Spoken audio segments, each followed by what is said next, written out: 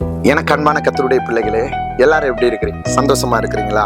நீதிமொழிகளுக்கு எழுதின புஸ்தகம் 24வது அதிகாரம் 11வது வசனம், மரணத்திற்கு ஒப்புவிக்கப்பட்டவர்களையும் கொலையுண்ண போகிறவர்களையும் விடுவிக்க கூடுமானால் விடுவி. இங்க ரெண்டு மரணத்தை குறிச்சு இந்த வசனத்துக்குள்ள ஆவியானவர் ரகசியத்தை மறைக்கிறார். துன்மார்க்கனுக்கு இயல்பா மறிக்கிற மரணம், தேவனை அறிந்து ஊழியர் செய்கிற மேய்ப்பர்களா இருக்கலாம், தேவனுடைய பிள்ளைகளா இருக்கலாம், நீங்க யாரா இருந்தாலும் தேவனால பாருங்க இரத்தத்தால கழுவப்பட்டு அபிஷேகம் பண்ணப்பட்டு இருக்கிற பிள்ளைகளுக்கு ஆவிக்குரிய மரணம். என்ன பாஸ்டர், துன்மார்க்கனுக்கு மாம்சத்துக்குரிய மரணம் அது நமக்கு தெரியும், கிறிஸ்தவங்களுக்கு நீங்க ஆவிக்குரிய மரணம்னு சொல்றீங்களே.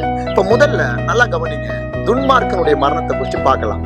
இன்னைக்கு உங்க வீடுகளுக்குள்ள பாத்தீங்கன்னா இன்னைக்கு மந்திரம், செய்வினை, ஏவல்கள், அது மூலமா இன்னைக்கு உங்களுடைய ஆத்மாக்களை கட்டி வைத்திருக்கிறது.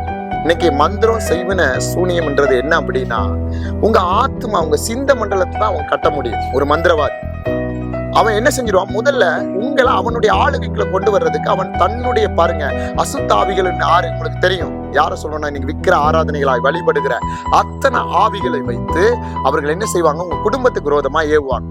அதுக்கு உங்களுடைய காலடி மண் உங்களுக்கு தெரியும் பாருங்க, தலைச்சப்புள்ள ரத்தங்கள், அது போல பாருங்க அதுக்கு என்ன செய்வான், யாகம் கொடுப்பான்.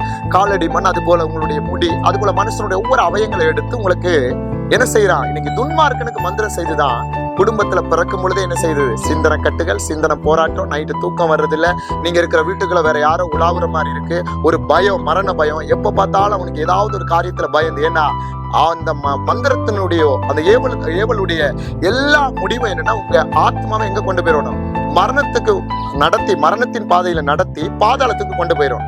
இதுதான் துன்மார்க்கனுடைய மரணம். இதுக்கு விடுதலை தான் இயேசுவின் ரத்தம், ஆட்டுக்குட்டியானுடைய ரத்தம். நீங்க ஏசப்பாவை நம்பி அவருக்காக வைராக்கியமா வந்தீங்கன்னா அவர் உங்களுக்கு இந்த இருக்கிற எல்லா கட்டதையும் அவர் உடைச்சு அவர் உங்களை கொண்டருவாரு. ஏன்னா அவர் மரணத்தை ஜெயித்தவரு, அவர் சர்வ வல்லமை உள்ள தேவன். இது நம்ம எல்லாருக்குமே தெரியும். இது புதுசா வர்ற பிள்ளைகளுக்கான மரணத்துக்கு உபயோகிக்கப்பட்டது. கிறிஸ்தவ பிள்ளைகள், தேவனை அறிந்த பிள்ளைகள், இன்னைக்கு தேவனுக்காக வைராக்கியமா இருக்கிற பிள்ளைகள், அவர்களுக்கும் இந்த வசனம் பொருந்தும். அது எப்படி பாஸ்டர்?